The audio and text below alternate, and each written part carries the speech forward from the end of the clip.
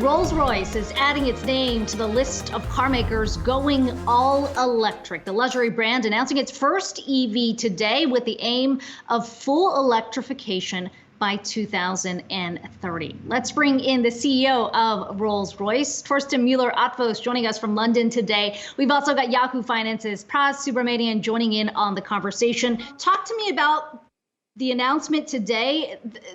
This is already a pretty crowded field, especially in the luxury space. What sets Rolls-Royce apart from the pack?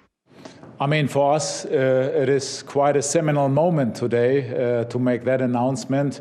This is 120 years after the prophecy by Charles Rolls that electrification is the perfect fit also for Rolls-Royce. And so his prophecy basically fulfilled. But I mean, on a more, let's say, serious note, for us, electrification is, on the side of our marvelous, lovely 12-cylinder engines, a very important step into the long-term future for that brand. Because you know that worldwide we see lots of legislation when it comes to city closures and so on. We also see on the other side clients asking us actively, when are you going electric? And I think with that proposition, we are now putting into the market, and it comes already in 2 years from now, which is quite stunning. I think we are the very first ones in the luxury segment going all electric. Hey, Torsten, Pras here. Nice to speak to you again, sir. You mentioned the prophecy being fulfilled here.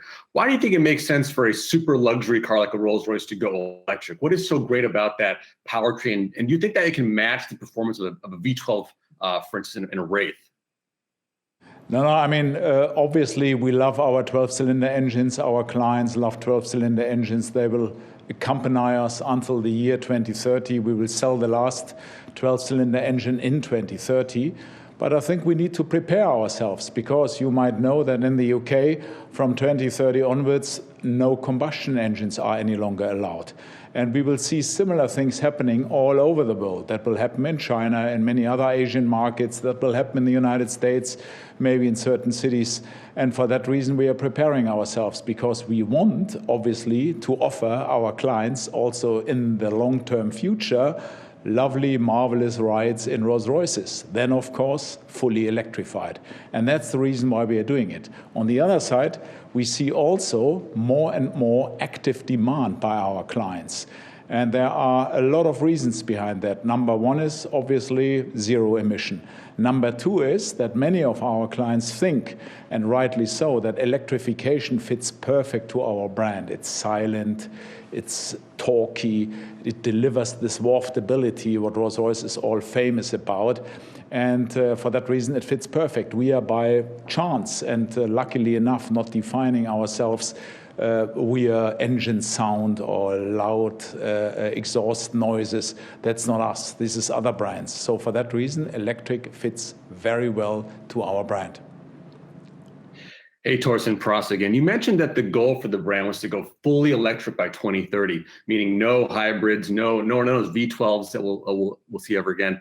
So do you think that the design language of the cars that are coming up are going to sort of mirror the Concept 103EX that you had a couple of years ago, very long flowing lines, or will it be completely different for the customers and for the clientele coming up?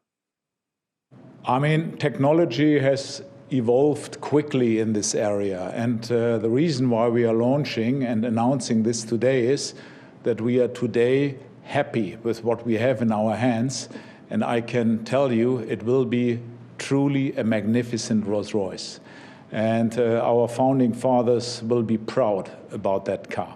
And years ago, it was technically not possible to really build a convincing electric Rolls-Royce. And we have experimented with that a couple of years ago, and it was seen by our clients as not having enough range, battery not really convincing enough, charging time too long. That has all changed. And I think we are now in a position that we are able to offer a convincing true Rolls-Royce. That has changed, and for that reason, I'm glad that we are now in that position to offer it to our clients.